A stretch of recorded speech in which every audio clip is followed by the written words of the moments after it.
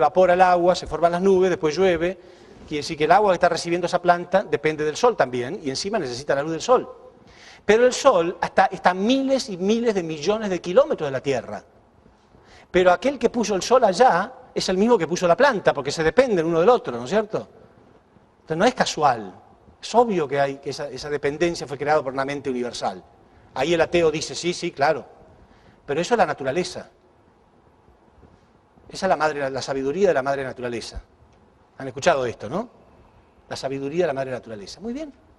Le cambiamos el nombre entonces. A mí no me importa qué nombre se pone acá. Algunos le dicen la madre naturaleza, otros le dicen el Padre Celestial, otros le dicen Jehová, otros le dicen Señor, otros le dicen Dios, otros le dicen la primera fuerza universal, la primera causa universal. No importa cómo lo llamemos.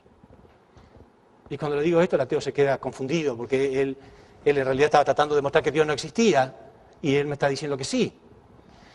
Entonces, ¿por qué si él cree en la madre naturaleza, por qué si él cree en una mente universal, niega la existencia de Dios? Yo se lo pregunté muchas veces al ateo. ¿Por qué? Si estás reconociendo.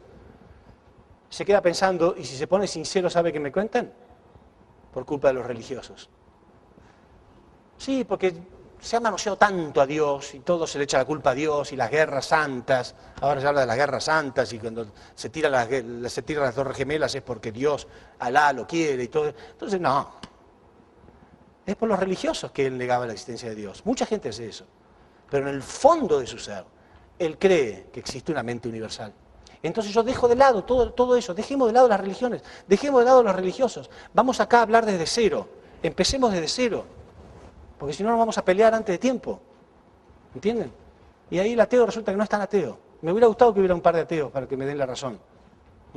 Muchas veces los que están en contra es de las religiones, no de Dios. Bueno, volvamos al tema entonces, ¿sí? No nos desviemos. Esta ley dice que la causa, todo lo que está en la causa está en el efecto, todo lo que está en el efecto proviene de la causa, y que estudiando las características del efecto, porque el efecto es visible, la causa es invisible, pero que sea invisible no significa nada. Que sea invisible igual podemos estudiarla a través del efecto que produce. Lo mismo ocurre con la creación. Estudiando las características de la creación puedo conocer las características de Dios. Porque no hay nada en el efecto que no provenga de acá. Si hay algo acá es porque provino de acá. ¿Sí? Entonces, todo lo que está en Dios está en la creación. ¿Es lógico? ¿Sí? ¿Es científico? Sí, es el método que ha utilizado la ciencia. ¿Es bíblico? Sí. La Biblia dice en Romanos, capítulo 1, versículo 20, dice, la invisibilidad de Dios, o sea, la invisibilidad de la causa, ¿no? La invisibilidad de Dios y su divinidad se ponen claramente de manifiesto a la inteligencia del hombre a través de sus obras creadas. De modo tal que es inexcusable, dice. ¿Por qué dice de modo tal que es inexcusable? Porque lo que quiere decir es, no es excusa que sea invisible. Porque ese argumento tonto que tienen algunos ateos de decir, bueno, si está Dios, ¿por qué no me lo mostrás? ¿Por qué no me lo muestras? Es un argumento muy tonto, ¿no? La fuerza de gravedad tampoco es visible y sin embargo todos sabemos que existe, etcétera, etcétera. Entonces por eso dice, de modo tal que es inexcusable. La invisibilidad de Dios y su divinidad se pone de manifiesto claramente a la inteligencia del hombre a través de sus obras creadas. Quiere decir que estudiando sus obras, estudiando la creación podemos conocer las características de Dios. Entonces lo que vamos a hacer ahora es estudiar las características de la creación para deducir cuáles son las características de Dios. ¿Y para qué queremos saber cuáles son las características de Dios? Para entender por qué Él creó, por qué Él necesitó crear. Ya van a ver qué lógico y qué claro que es. Entonces no se pierdan. Ahora vamos a empezar a estudiar las características de la creación. Es una parte de la conferencia un poco más científica, donde se habla de partículas subatómicas, del átomo, las moléculas, sustancias, un poquito científica, pero aquellos que no entiendan muy bien esta parte no se preocupen. Simplemente lo que estamos haciendo es llegar a la conclusión de cuáles son las características de la creación. Nada más. ¿Para qué? Para entender que eso estaba en Dios primero. Y ahí podemos entender por qué Dios nos creó, porque nosotros fuimos creados a su imagen y semejanza. Entonces tenemos que entender por qué nos creó con estas características. ¿Por qué tenemos los sentimientos que tenemos? ¿Por qué tenemos las características que tenemos? ¿Por qué fuimos creados hombres y mujeres? ¿Por qué el hombre siente atracción por la mujer y la mujer por el hombre? ¿Por qué? ¿Para qué fuimos creados? Lo vamos a entender cuando hagamos este análisis.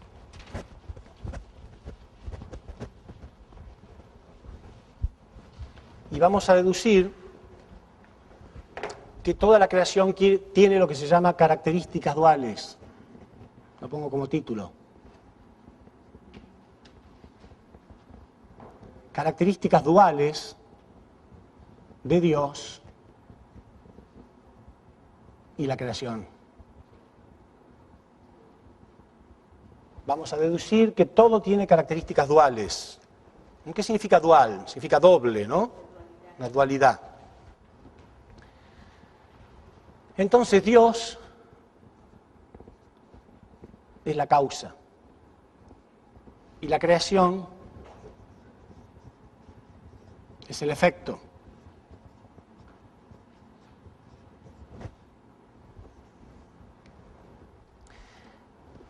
Vamos a dividir a la creación en todo lo que la ciencia conoce. En todo lo que la ciencia conoce.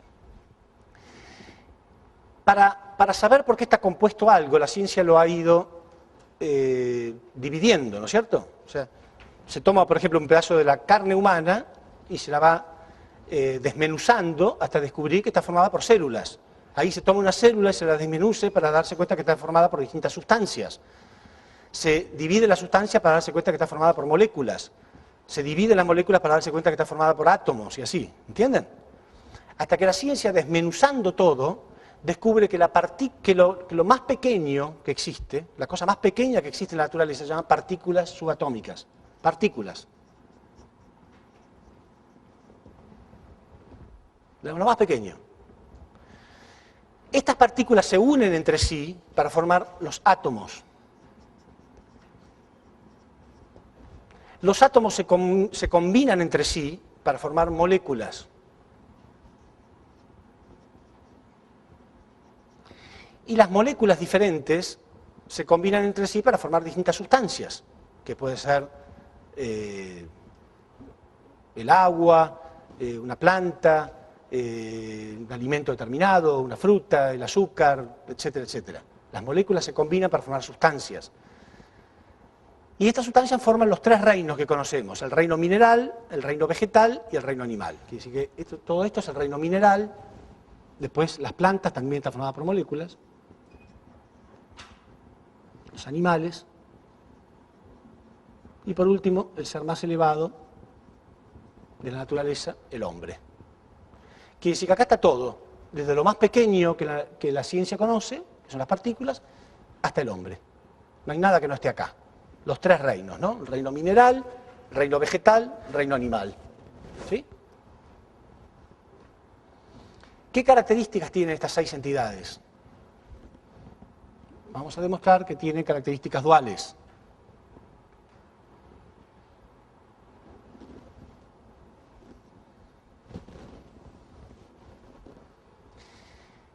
La primera la llamamos carácter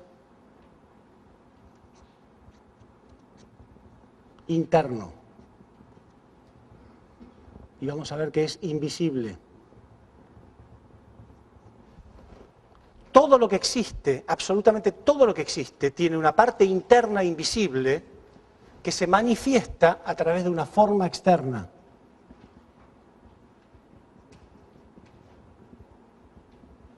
Que es visible. Carácter interno que se manifiesta a través de una forma externa.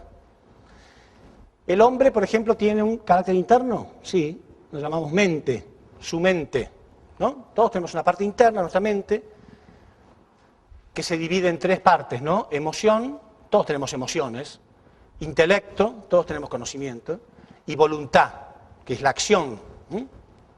Todos tenemos acción, todos hacemos algo.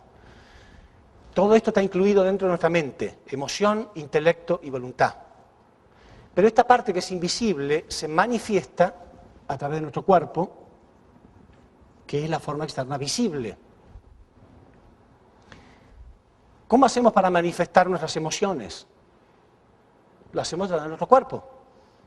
Podemos decirle a alguien que lo queremos, pero necesitamos nuestro cuerpo. Podemos escribírselo, pero necesitamos nuestro cuerpo. Podemos cantárselo, pero necesitamos nuestro cuerpo. Podemos abrazarlo, pero necesitamos nuestro cuerpo. O sea, lo interno, invisible, se manifiesta a través de lo externo y visible. Si tenemos un conocimiento, ¿qué hacemos? Bueno, damos una conferencia, lo escribimos un libro, lo manifestamos a través de la forma externa. Quiere decir que el carácter interno invisible se manifiesta a través de una forma externa visible. Los animales tienen una mente animal, que llamamos instinto. Una mente animal o instinto. Y este carácter interno de los animales tiene las mismas características de la del ser humano. También tiene las tres cosas: emoción, intelecto y voluntad. Pero en menor nivel, mucho menor nivel que la del hombre, ¿no es cierto? ¿Pero tienen emociones los animales o no? Sí, un animal puede estar contento, puede estar furioso, puede estar triste, melancólico. Si lo observamos en los perros, que son los animales más cercanos al hombre, nos damos cuenta, ¿no? Puede estar alegre, muchas veces expresa su felicidad abiertamente, expresa su enojo, su miedo.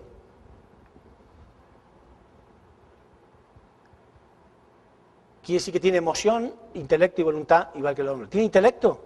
Uno puede decir, ¿puede un perro? Claro, no se puede imaginar que un perro pueda ser intelectual, leyendo un libro, pero tiene intelecto. En su nivel tiene intelecto. Él sabe distinguir su dueño de un desconocido, ¿no? Mire, les cuento una anécdota bien pronto. Yo tengo como 7 perros, ¿no? Porque vivo en el campo. Y yo tenía una camioneta de un tipo increíble. ¿Cómo pueden distinguir la marca y el color de una camioneta? Porque siempre se queda al lado de mi camioneta esperándome, pobre. Puede estar horas, ahora debe estar ahí sentada al lado de la camioneta mía, puede estar días esperando ahí a que yo vuelva. Pero una vez yo vendí esa camioneta, compré otra, vendí esa camioneta y como yo vivo en un lugar donde recibimos turistas, vino un turista con una camioneta igual que la mía, mismo color y todo. El perro se quedó todo el día al lado de esa camioneta. No era la mía.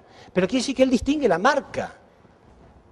Porque vienen muchos autos, vienen muchísimos autos, pero él se quedó al lado de esa. ¿Entienden? O sea, tiene intelecto también, a su nivel. Sabe distinguir la comida que le hace bien de la comida que le hace mal. Un conocido, repito, de un desconocido, etc. Quiere decir que tienen emoción, intelecto y voluntad. Y tienen un cuerpo a través del cual se manifiestan.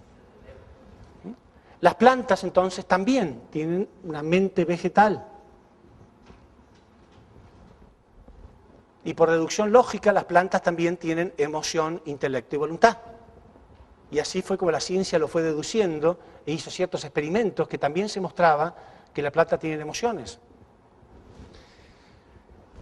Que tiene intelecto es más obvio, porque la planta sabe, por ejemplo, hay un fenómeno que se llama la fotosíntesis, que es la búsqueda que tiene.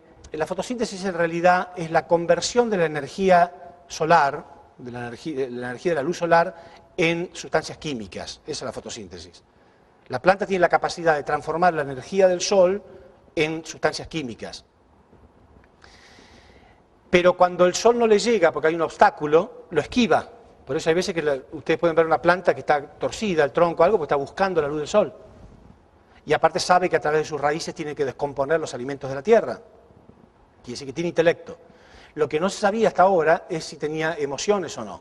Pero la ciencia hizo varios experimentos, no lo voy a mencionar ahora porque sería muy largo, pero varios experimentos que muestran que también tiene emociones. Quiere decir que todo tiene emoción, intelecto y voluntad, pero menor que la de los animales, por eso no es tan obvia. Pero hay mucha gente que sabe, más y más se ve esto en el mundo, que sabe que si aquellos que tienen plantas en su casa y aman a las plantas, que si les hablan, ¿sí? La gente les habla, las cuida, crecen de modo diferente. Bueno, y tiene un cuerpo. Las moléculas, los átomos y las partículas tienen lo que se llama una naturaleza directiva inherente.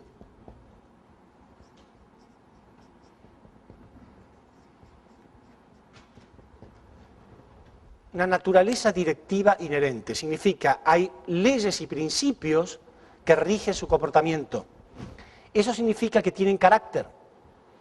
Porque algo que no tiene principios no tiene carácter. Un hombre que no tiene principios es un hombre sin carácter. Ellas tienen principios claros para su comportamiento, por eso sus características son específicas. No cambian nunca, tienen características específicas. ¿Por qué tienen características específicas? Porque responden a una ley, a un principio. Y por eso se puede estudiar química, ¿no? Si no, estarían comportándose siempre de modo diferente, no habría modo de estudiar química, porque hoy pongo hidrógeno y oxígeno junto, me da agua, mañana pongo hidrógeno y oxígeno, me da otra cosa. No, siempre da lo mismo, porque responden a principios, ¿sí? La naturaleza directiva inherente. Pero también tiene un cuerpo. ¿De qué está compuesto el cuerpo de una molécula? Dijimos que para saber de qué está compuesto lo dividíamos, ¿no es cierto? Está compuesto por átomos. ¿Los átomos de qué está compuesto su cuerpo? De partículas, muy bien. ¿Y las partículas? ¿De qué estará compuesto su cuerpo? Exactamente. Hasta ahí la ciencia llegó hasta hace muy poco tiempo. No se sabía de qué estaban compuestas. El primero que analizó esto, primero matemáticamente, con ciertos experimentos, fue Einstein. Y ahí, junto con un grupo de científicos, descubrieron que si la partícula se partía, desaparecía la materia. Desaparecía, no había más materia, pero en su lugar se liberaba una gran cantidad de energía. Ahí fue donde se descubrió la energía atómica. Y por eso ahí se inventó la bomba atómica, justo en la Segunda Guerra Mundial, y se tiró la bomba atómica en Japón y todo lo que ya sabemos. Pero se descubrió ahí. Pero para esto que estamos hablando es muy importante, mucho más espiritual de lo que ustedes creen. Porque se descubrió que en realidad la materia está formada por energía.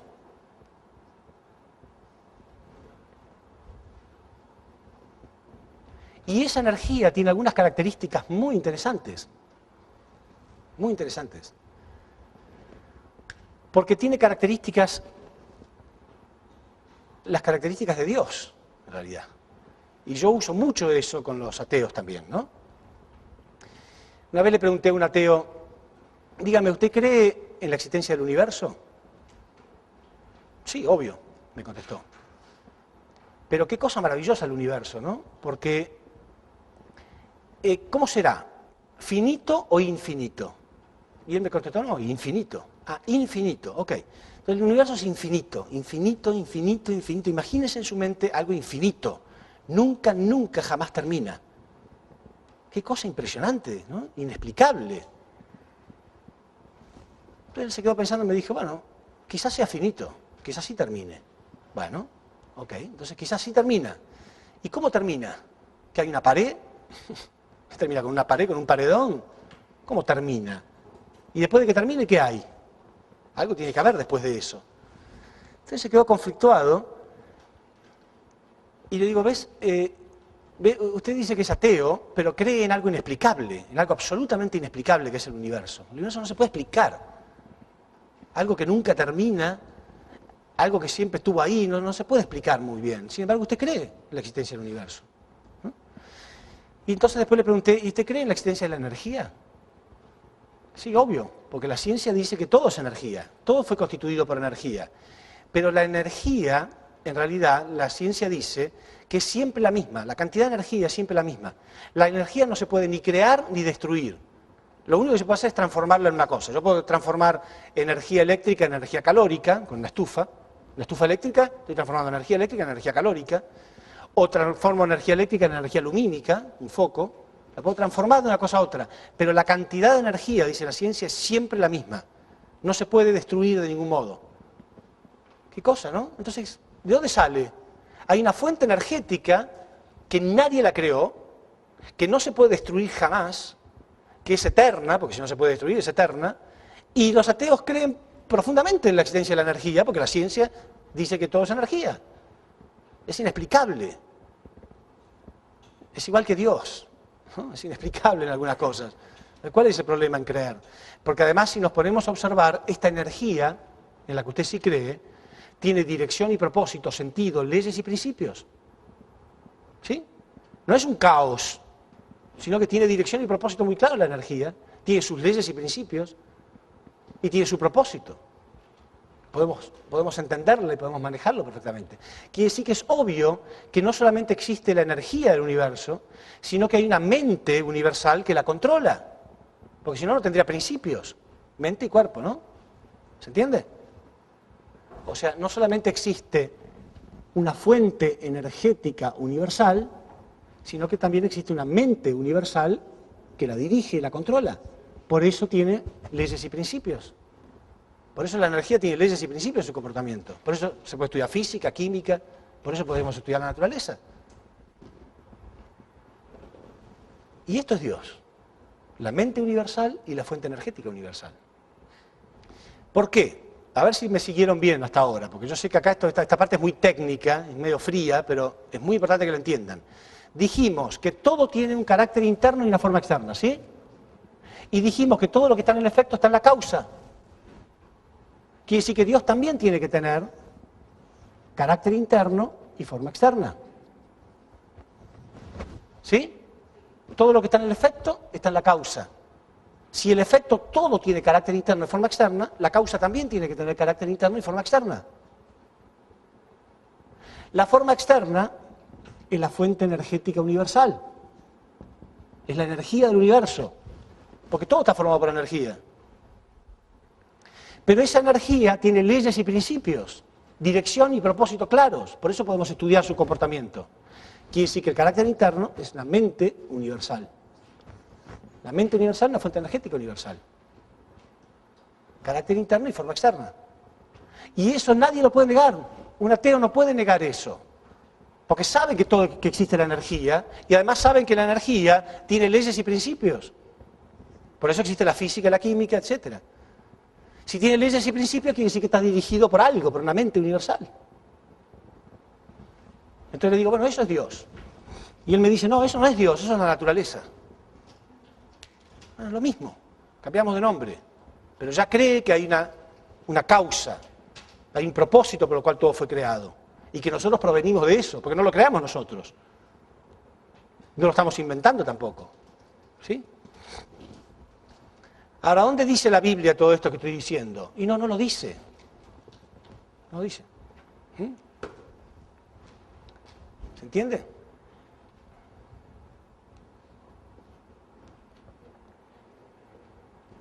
No lo dice, pero la ciencia y el hombre lo fue descubriendo poco a poco, y además coincide, tampoco dice lo contrario la Biblia, no dice que no es así. Entonces hoy podemos utilizar todo este tipo de cosas.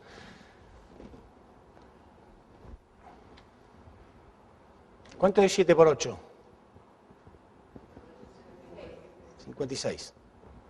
¿Lo dice la Biblia? Entonces no es 56. ¿O sí es?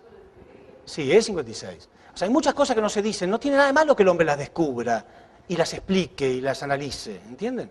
Entonces no podemos ser tan fanáticos, cerrarnos en una sola cosa. Ampliemos nuestro conocimiento. Dios nos puso. Dios puso esto. Para que lo entendamos. Entonces, el ateo está empezando a ablandarse. Y ahí no se ofende. Él no se ofende. ¿Saben por qué? Porque a él no le molesta ser creyente. Ahora, si ser creyente significa ser fanático, si ser creyente significa estar en contra de la lógica, entonces sí, él no quiere pertenecer a ese tipo de segmento. Entonces les voy a contar una cosa muy importante. Jesús dijo, os he hablado todo esto en símbolos y parábolas, pero va a llegar el día en que no les hablaré más en símbolos y parábolas, sino que les voy a hablar en forma clara. Entonces, ¿por qué esto fue escrito en símbolos y parábolas? Porque tiene que ser sembrado, este libro tiene que ser sembrado en un mundo de maldad. Estamos en guerra contra el mal. ¿Sí? Entonces en la guerra los mensajes se dan en clave. Pero va a llegar el día en que no les hablaré más en clave, dijo Jesús. Entonces tenemos que llegar a la conclusión, por favor entiéndanlo, en que vamos a tener que separar lo que es simbólico de lo que es literal. Separar lo que es simbólico de lo que es literal. Porque si no hacemos esta separación, algún día vamos a llegar a la conclusión de que tenemos que dejar nuestra inteligencia de lado para poder seguir siendo creyentes. Vamos a tener que dejar nuestra lógica de lado para seguir siendo creyentes. Pero ¿qué clase de gente va a ser la creyente? No va a ser respetada por la sociedad. Vamos a ser unos fanáticos ilógicos, fanáticos sin lógica. No hace falta. Yo le demuestro a la gente que soy lógico. Yo soy técnico en electrónica. Me gusta mucho la ciencia, me gusta mucho la física y las matemáticas. Y le demuestro a la gente que con una mente lógica como la mía se puede ser creyente. Y ahí viene la fe. Ah, a eso le gusta al ateo, ahí sí se siente identificado conmigo, ¿entienden? Con nosotros. Por primera vez en su vida puede ser religioso él y puede creer. Pero si le salimos con fanatismo nada más y le golpeamos la Biblia en la cabeza, ellos no quieren eso. Entonces no quieren eso, ¿qué hacemos? Bueno, que se joroben, que vayan al infierno. Pero ese no es el corazón de Dios. Dios quiere unificar a todos hoy en día. ¿Entienden? Entonces el principio divino puede demostrarle al mundo que somos lógicos y somos creyentes. Y a los religiosos y a los pastores les pido, por favor, que abran su cabeza. Repito, ¿no? 7 por 8, 56, la Biblia no lo dice, pero es. Entonces, vamos, abramos nuestra cabeza y escuchemos. Y ahí nos vamos a dar cuenta que está Dios detrás de esto también, para unificar a todos. No golpeemos más a la gente que no cree. No golpeemos con la Biblia en la cabeza al que no tiene fe. Porque él es víctima. No tiene fe, tiene razón en no tener fe. Tiene razón en no tener fe.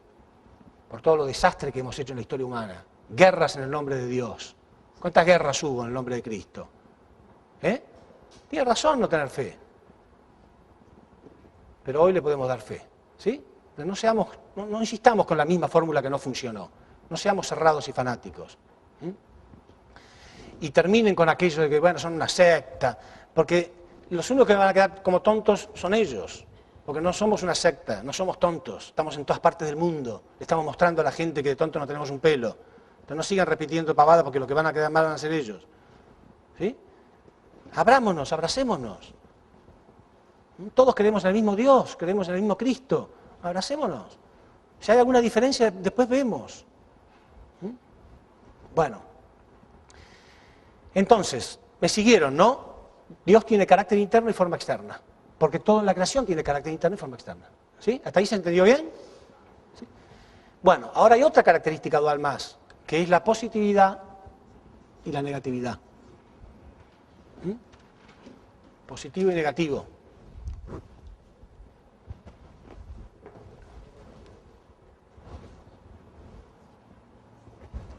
Todo en la naturaleza tiene esta dualidad, una doble polaridad. El género humano tiene al hombre y la mujer. Los animales, macho y hembra. Las plantas, estambre y pistilo. Las moléculas catión y anión. Los átomos, valencia positiva, electropositividad y electronegatividad. Valencia positiva, valencia negativa. Y las partículas protón y electrón. Carga positiva, carga negativa. Todo en la naturaleza tiene esta dualidad. Y fueron creados, al igual que el carácter interno y la forma externa, para depender uno del otro, fueron creados para relacionarse el uno con otro, sienten atracción el uno por el otro.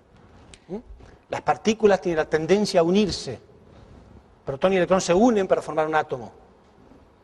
Los átomos de valencia positiva y valencia negativa tienen afinidad para combinarse, para formar moléculas. Las moléculas positivas y negativas tienen afinidad para unirse, para formar ciertas sustancias. Y así sucesivamente, ¿no? El macho y la hembra tienen tendencia a unirse, el hombre y la mujer tienen atracción mutua. Así está formado el universo.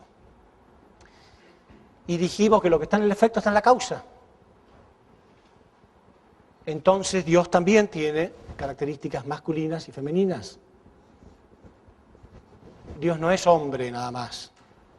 Si pensáramos que Dios es hombre nada más, entonces nosotros los hombres fuimos creados a imagen y semejanza de Dios, y las mujeres no. ¿Cómo se sienten las mujeres con eso? Para nosotros los hombres, bárbaros, ningún problema. Estamos muy contentos. Nosotros somos imagen de Dios y ustedes no. No, ambos. ¿Se entiende? Y esto también es nuevo para muchos teólogos. Porque siempre la imagen de Dios como hombre, ¿no? Pero ¿es lógico o no esto? ¿Es lógico? ¿Sí? Pero aparte de ser lógico y científico, es bíblico. En Génesis, capítulo 1, versículo 27, dice, Dios creó al hombre a su imagen los creó, hombre y mujer los creó. A su imagen, masculino y femenino. Dios tiene características masculinas y femeninas, en perfecta armonía, y por eso todo lo que Él creó tiene estas características de masculino y femenino.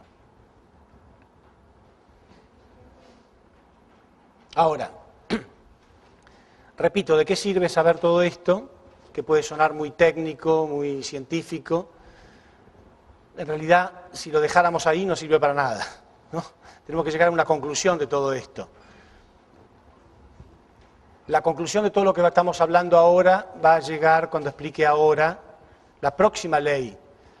Todo esto lo hemos concluido a través del análisis de una ley, que era la ley de causa y efecto, ¿no? Bueno, ahora vamos a ver la segunda ley. La primera ley, la ley de causa y efecto. La segunda ley es la aplicación de todo esto. La demostración y la aplicación de todo esto.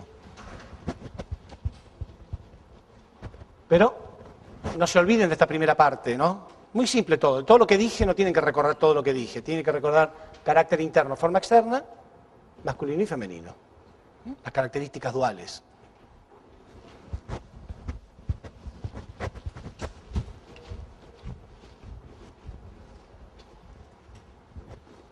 La próxima ley se llama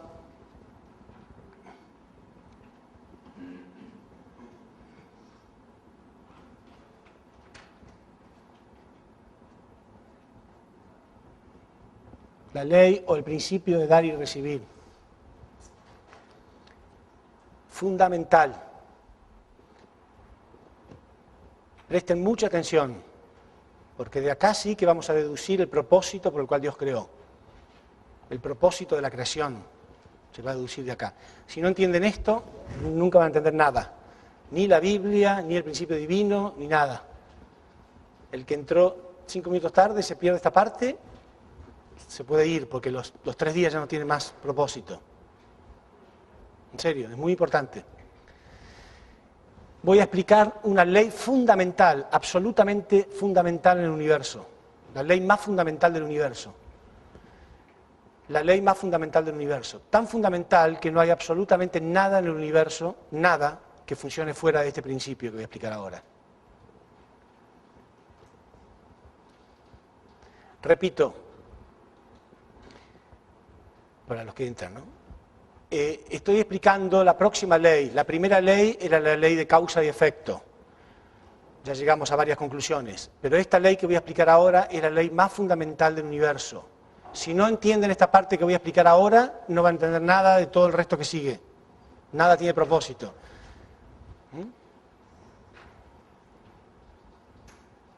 No hagan eso. A partir de ahora, no hagan eso, ¿ok? No lleguen 1 minuto tarde. Ni 1 minuto tarde. Perdón, lo digo con todo respeto y con todo el amor, pero es así, porque si se pierden esta parte, no van a entender nada. Voy a explicar la próxima ley. Se llama la ley de dar y recibir, que es la ley absolutamente más fundamental de todo el universo. Esta ley dice algo muy simple. Dice que todo lo que existe, absolutamente todo lo que rige el universo, y todo lo que existe en el universo, existe en una relación recíproca entre 2 partes. Así de simple. Absolutamente todo lo que existe en el universo existe en una ley recíproca, en una acción recíproca entre 2 partes. Siempre hay 2 partes.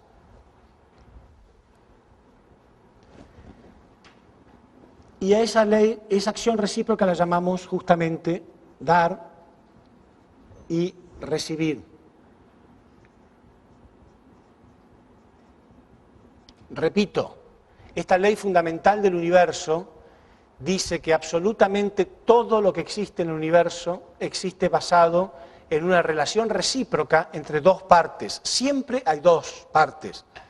Si no hubiera 2 partes y si no hubiera esta acción mutua, esta energía, esta transmisión energética entre una parte y la otra, hay una transmisión energética, nada podría existir.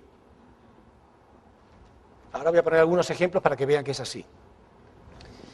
Una de las partes es activa y la otra es pasiva. Por ejemplo, esta conferencia existe porque hay 2 partes. La parte activa, que soy yo, y la parte pasiva, que son ustedes. Yo estoy dando, pero a la vez estoy recibiendo de ustedes su atención y su comprensión. A la parte activa la llamamos sujeto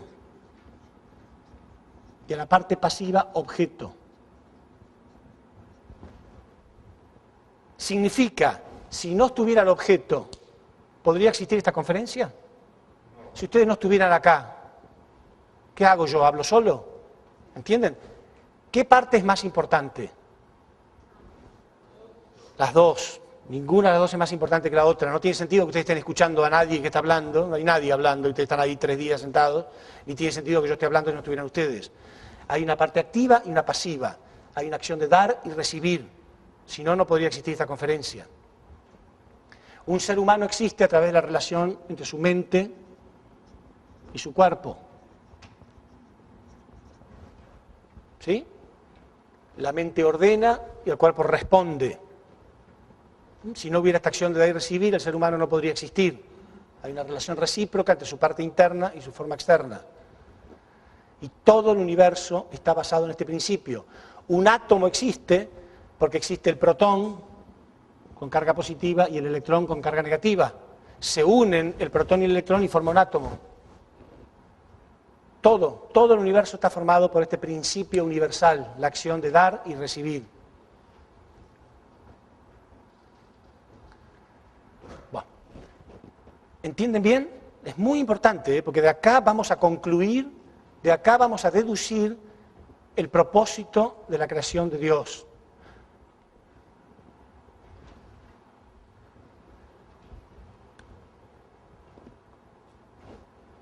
Entonces voy a explicar las condiciones y los requisitos para que exista dar y recibir. ¿Cuándo hay dar y recibir? ¿Qué condiciones tiene que haber para que exista esta acción de dar y recibir entre sujeto y objeto?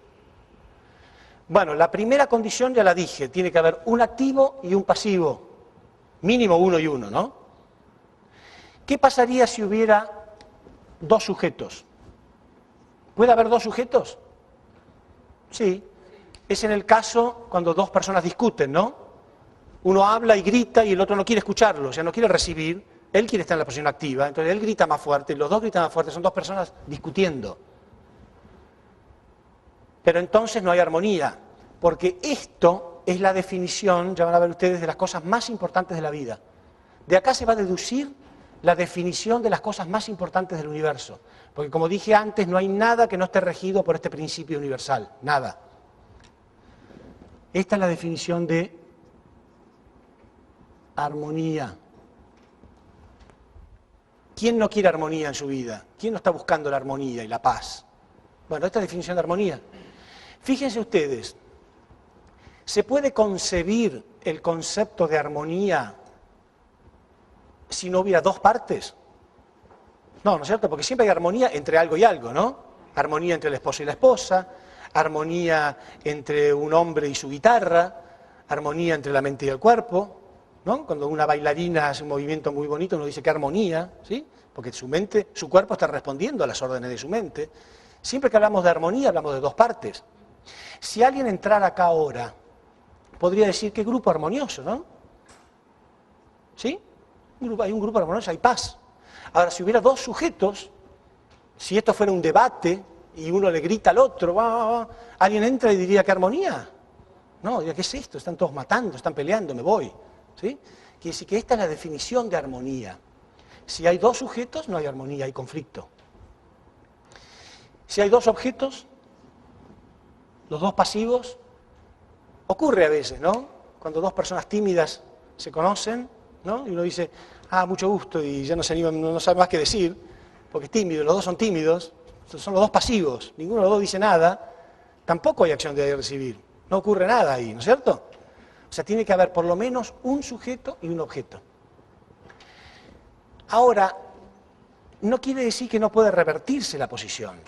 Si alguno de ustedes me hace una pregunta, ¿yo qué hago automáticamente?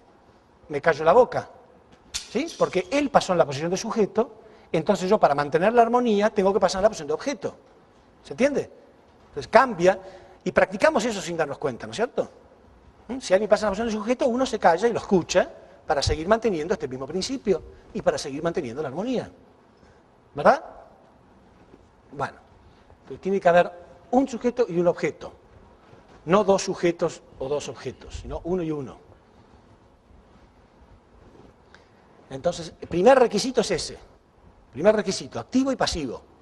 Segundo requisito, es muy importante lo que estoy diciendo, ¿eh? Es muy religioso lo que estoy diciendo, es muy bíblico y muy lógico, ahora lo vamos a ir viendo poco a poco. Segundo requisito, tienen que estar los dos en el mismo nivel. ¿Qué significa? Que el objeto tiene que ser capaz de responder en la misma medida que el sujeto le da. ¿Qué significa esto?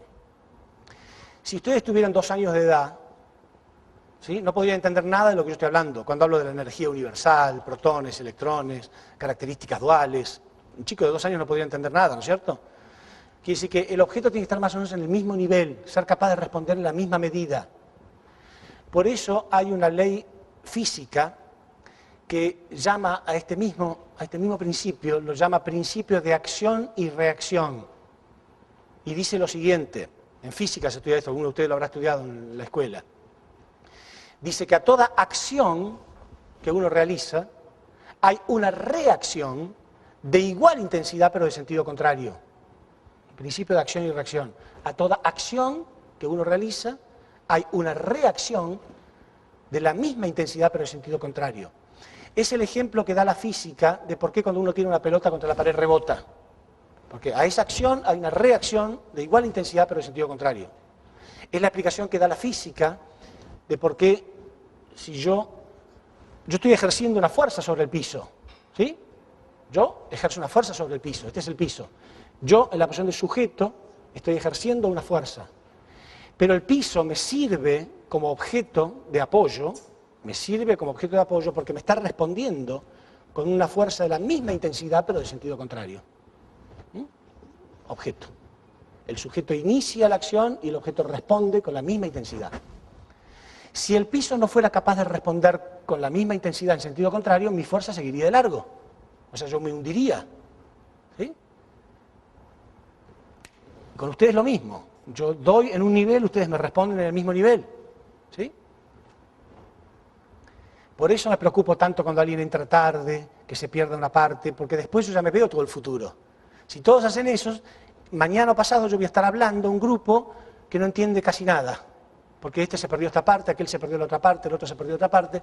Entonces yo mismo pierdo todo el propósito y pierdo la energía, porque yo necesito la respuesta del objeto.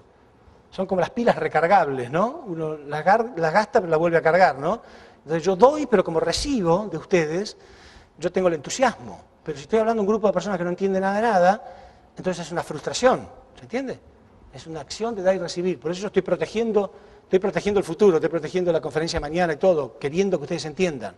Porque no hay nada más lindo que hablarle a un grupo de personas que están entendiendo perfectamente. Es como que hablamos el mismo idioma, es lindo, es muy profundo. Y se crea una energía muy profunda, ¿sí? Bueno, entonces hay una acción de dar y recibir. El objeto tiene que haber un activo y un pasivo. El objeto tiene que ser capaz de responder en la misma medida, ¿sí? Segundo requisito, sea capaz de responder en la misma medida. Tercer requisito, no se olviden, estamos hablando acá las leyes que Dios creó el universo y esta es la ley más fundamental del universo. El tercer requisito, que tiene que haber un propósito. Un propósito que tiene que ser el mismo para ambos. Tanto el sujeto como el objeto están conectados con el mismo propósito. Si ustedes no tuvieran ningún propósito para venir acá, ¿qué sentido tiene estar ahí escuchándome? ¿Qué sentido tiene estar respondiendo? Si yo no hubiera estado conectado con este propósito por el cual estamos reunidos, ¿qué sentido tendría que yo estuviera hablando? ¿Se entiende? Quiere decir que ambos nos conectamos y entramos en una acción de recibir porque hay un propósito. ¿Verdad o no? Si ustedes hubieran tenido otro propósito, diferente, por ejemplo, alguien los hubiera engañado y le hubiera dicho que venían acá para ver una película de acción, y de pronto vengo yo y empiezo a hablar de teología, ustedes estarían negativos, ya se habrían ido, ¿verdad? Pero debido a que estamos conectados con el mismo propósito. Son los 3 requisitos. ¿Se van a acordar? Primer requisito, un activo y un pasivo. Segundo, que el objeto sea capaz de responder en la misma medida. Y tercero, que haya un propósito que sea el mismo para ambos. Cuando estos 3 requisitos están dados y se produce la acción de dar y recibir, este propósito, que hasta ese momento era invisible, se vuelve visible y se vuelve real. O sea, se produce un resultado. Ahí se produce un resultado. Y a esto se lo llama fundamento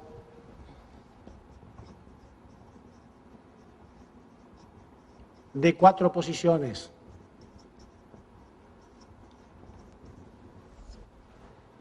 Porque los 4 elementos son indispensables. Sujeto, objeto, propósito y resultado. Sujeto, objeto, propósito y resultado. ¿Se entiende?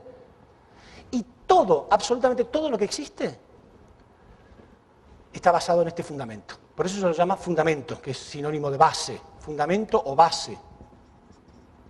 Base de 4 posiciones. ¿Por qué se llama fundamento o base? Porque es la base para que cualquier cosa exista. Ahora, esto parece muy técnico lo que estoy hablando y hasta aburrido quizá, pero van a ver ustedes que esto es la definición de todo lo que ustedes necesitan para ser felices. Van a ver, se lo voy a ir demostrando poco a poco. Van a ver cuánto tiene que ver Dios con esto, porque es un principio que Dios creó en el universo. Van a ver cuánto tiene que ver esto con el amor, con la alegría, con la armonía. Cuánto tiene que ver esto con el carácter. Ya van a ver ustedes, poco a poco se los voy a ir explicando. Pero quiero detenerme en esto, porque al decir que se provoca un resultado, no es cualquier resultado. ¿Qué resultado es? Es este propósito hecho realidad. Por ejemplo, yo, la posición de sujeto, tengo la idea que va a haber un seminario. Ese es mi propósito. Mi propósito es realizar un seminario. Pero no existe el seminario. Todavía no existe. ¿Cuándo empieza a existir? Cuando el objeto se une. Ahí sí se vuelve sustancial. Ahora podemos decir si fue bueno, si fue malo, si fue interesante, si fue científico, si fue lógico, si fue una pavada, si fue una estupidez, si fue largo, si fue corto, ¿sí? Ya existe. Hasta este momento existe como una idea nada más. Acá se sustancializa. Acá es sustancial, concreto. ¿Se entiende? Por ejemplo, pongamos el ejemplo de mente y cuerpo. Mi mente y mi cuerpo. Mi mente se conecta con un propósito. Yo, por ejemplo, ahora tengo un propósito determinado en mi mente. Es invisible. Ustedes no saben cuál es. Cuando mi cuerpo se une y lo realiza, es hacer esto, por ejemplo. Ahora lo vieron. Se volvió visible.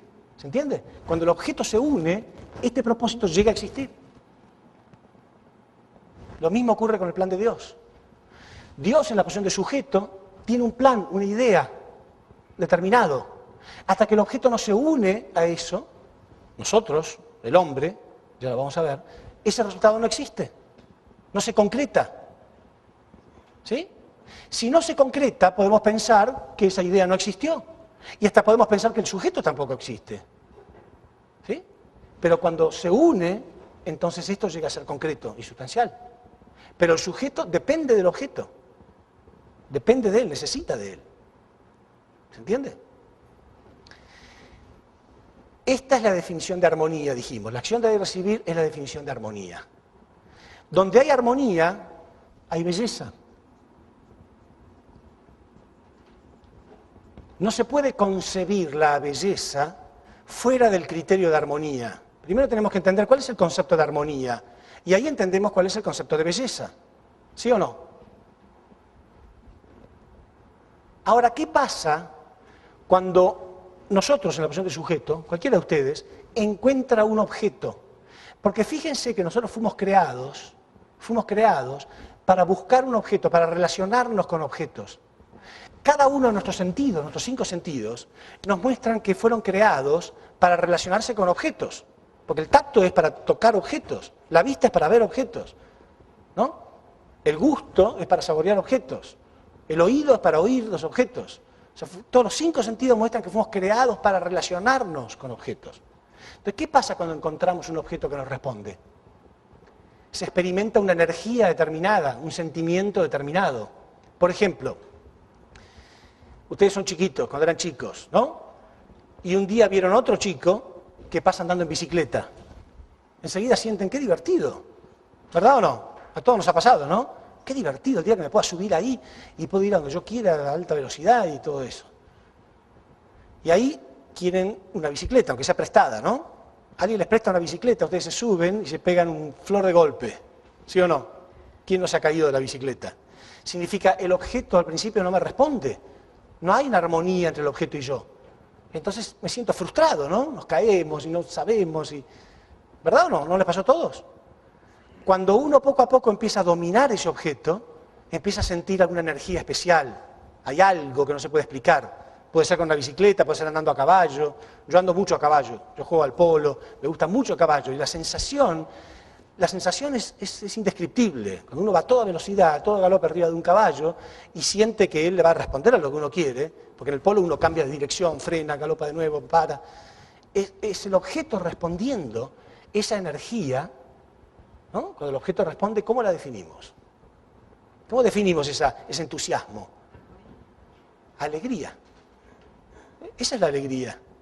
La alegría solamente se experimenta cuando un objeto nos responde.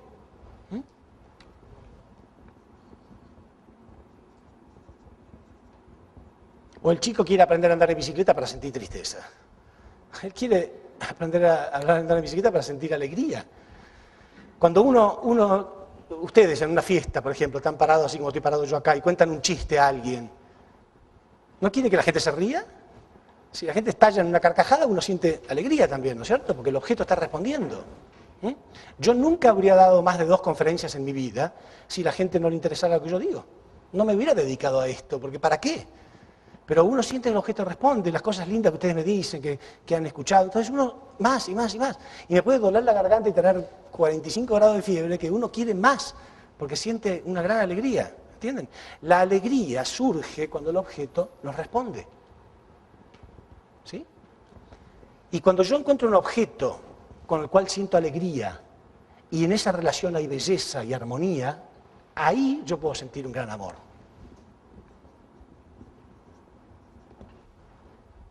¿O no? Es ahí donde nos cargamos de amor, porque lo necesitamos.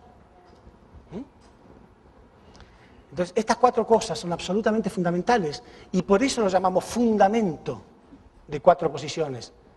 Porque es el fundamento para que las cosas más importantes existan. ¿Quién no quiere estas cosas? ¿Quién no quiere esto? ¿Quién no quiere armonía en su familia o en su trabajo?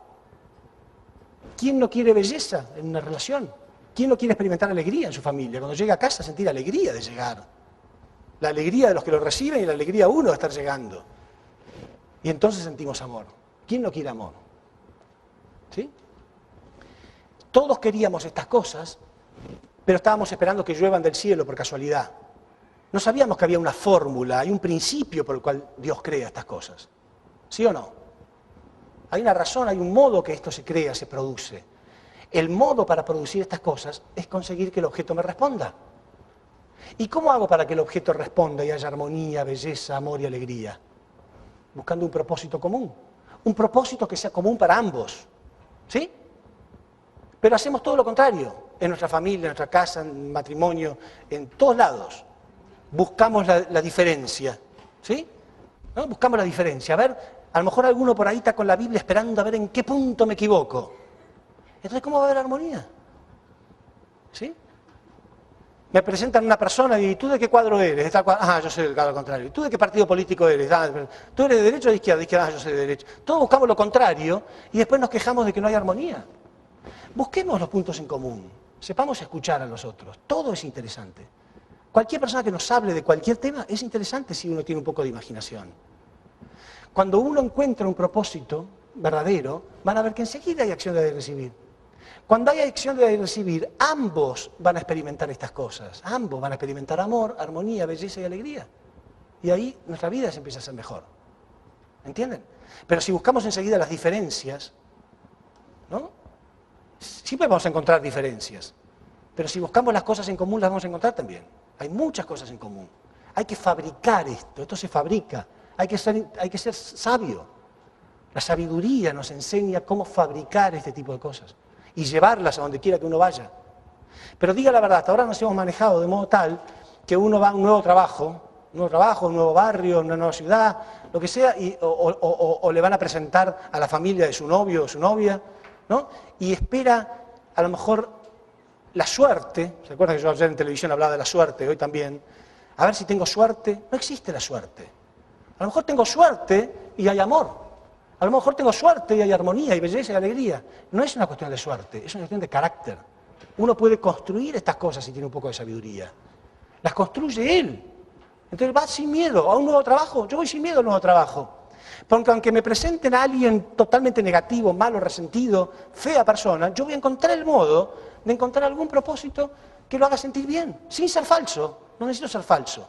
Encuentro algún propósito en común, algo que haya dar y recibir. Cuando hay dar y recibir armonioso, va a haber armonía, va a haber belleza. Cuando haya armonía y belleza, él va a sentir un poco de alegría y él va a sentir amor, aunque sea en poca escala. ¿Entienden? Estas cosas se construyen. Bueno, pero la conclusión de todo esto es, ¿quién inventó el amor? ¿Algún científico? ¿O es una cosa imaginaria? A lo mejor no existe y la estamos imaginando. ¿Para qué estamos buscando algo que no existe? A lo mejor no existe. ¿O sí existe?